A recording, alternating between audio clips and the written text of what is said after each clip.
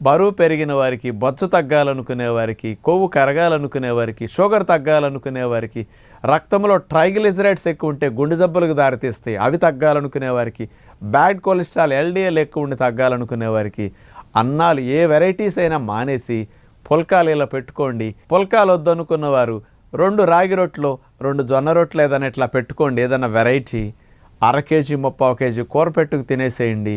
ఇవన్నీ సమస్యలు ఎంత సులువుగానే తగ్గుతాయి. బొజ్జ ఫ్లాట్గా అయిపోతుంది. ఇలాంటి మంచి టెక్నిక్ ప్రకారం మీరు జొన్న రొట్టెలు రాగి రొట్టెలు ఇంట్లో ట్రై చేయండి. గుల్లగా మెత్తగా ఉంటాయి.